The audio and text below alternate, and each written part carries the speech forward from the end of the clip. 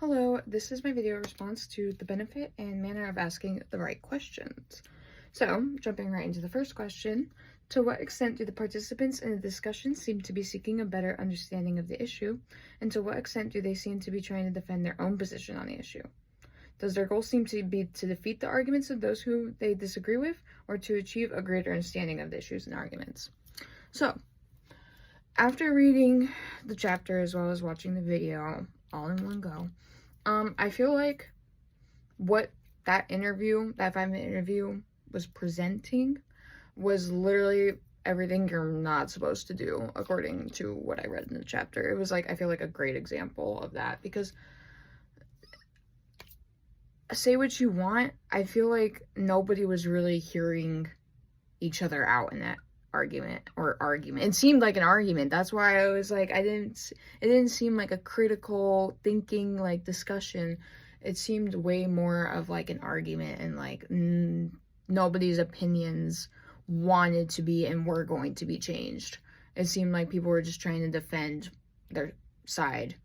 Now, I will say the doctor that was present, she was speaking more factually and gave facts, but I feel like she had such like an argumentative tone that like people weren't gonna hear her out.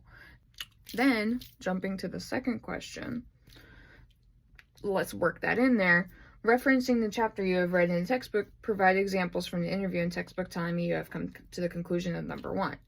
So, honestly, what I really read in the chapter was, if you feel unheard in a critical thinking discussion, nobody is going to want to listen to the other side. Nobody's going to want to actually, hear out one another and discuss what's actually being discussed. Everybody's trying to just defend each other with each other's facts, opinions, other things like that. And that's exactly what was going on in the interview. I feel like we had Piers Morgan talking over everybody. We had the doctor just talking about facts, and she was talking more about the health and everything, and she came off as, and like I understood where she was coming from, but she came off as very aggressive, and that was just never going to work out in a setting like that.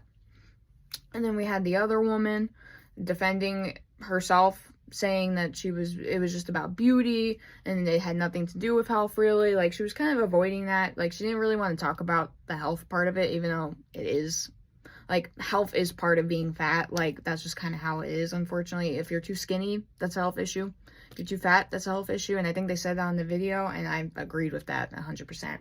And nobody, like, the fat girl did not want to admit that. The doctor was not wanting to hear anybody else's opinion. It was just such a chaotic interview. And that's really how I came to the conclusion of number 1. And something that really stood out to me, let me find it because I highlighted it. All right. I think it is right here.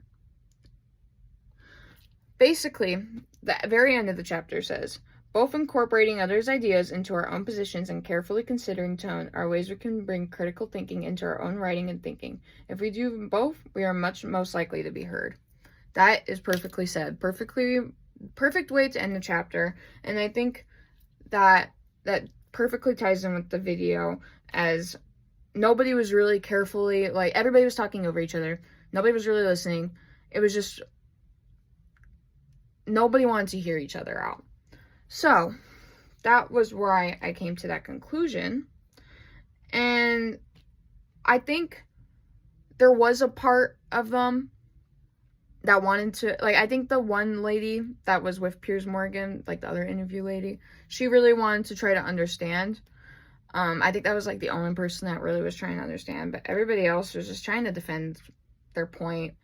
And it was really, like, nobody wanted to actually understand the topic. And it defeated the whole purpose of the conversation. And it was just a mess. So, I feel like that was a perfect example of what not to do when having a critical thinking discussion. And that's a perfect example of how that turns into an argument. But that's exactly what I think. Thank you.